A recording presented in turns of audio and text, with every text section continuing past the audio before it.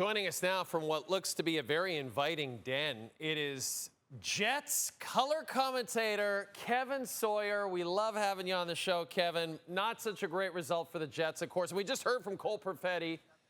He felt that was a goal in the second period on Jordan Binnington. Ultimately, they ruled it no goal. Did you think that was the right call? Yeah, if I was betting Cole's money, I would bet that it was a goal. I think the puck crossed the line. I think most people would probably agree with that, Jay, but it has to be definitive. I mean, you look at the different angles, it's in the webbing of the glove. It looks like that glove is behind the line by quite a bit, an inch at least. But I think the right call is made. I mean, if the puck is under the pad of a goaltender and the goaltender slides in the net, you have to be certain where it is under the pad. No different than here in the glove. It's in the glove. What a save. I mean, what a stretch save from Jordan Binnington. It looks like it's across the line, but I think that the league has it right where if it's not definitive, you can't guess. You can't guess. Too much is at stake, so it's unfortunate. I felt like that was the end of the game. That save right there from Binnington took all the wind out of the sail for the Winnipeg Jets. I think it was a goal.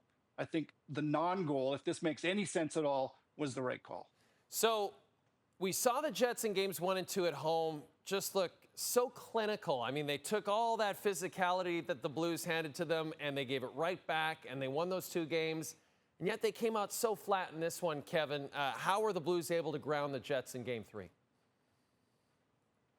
Yeah, first of all, wrangling the momentum in their building, and they had a little bit of puck luck to score right away. And that was, a good bounce for the St. Louis Blues. But listen, they wanted to play faster, and they did. And it was because they put the puck behind the defense for Winnipeg. They made them turn and go get it. And man, did they forecheck on the body. They had 39 hits in the first period. They finished with 65 in the game, and that's a trend. The Winnipeg Jets better get used to this. This is going to be a game plan against them for as long as they play in the playoffs. They're not big when it comes to their skill. You got guys like Perfetti, Scheifele, Mesnikov, and the game plan for the St. Louis Blues is to hit them, put the puck deep when we lose it, reload, and get above them. I thought that the St. Louis Blues were clinical, a lot like the Winnipeg Jets were in the first couple of games. When they didn't have the puck, they worked hard to get above the Winnipeg Jets, and that took the speed out of the game for the Jets, and that is the calling card for Winnipeg. So a well-executed game plan for Jim Montgomery and his group. So, Kevin, if you are Scott Arniel, what is the well-executed game plan that will get the Jets back into the win column for Game 4?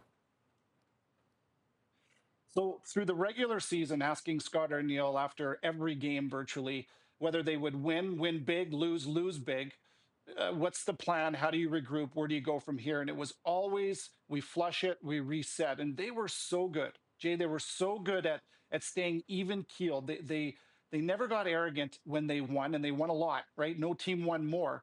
But when they lost, they would look at what they didn't like, and they would keep an even keel and go back at finding a way to be better every game. They've got an ability to flush these games. And I mean, flush mentally, truly. That's not an easy thing to do, to carry the last game into the next game.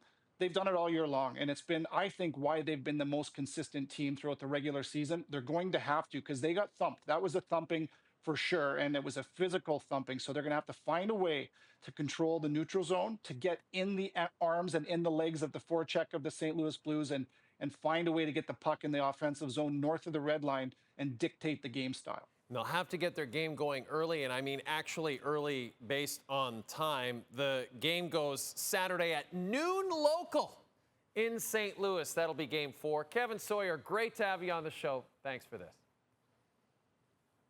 That's 10 o'clock here at Pacific time. Thanks for having me, Jay.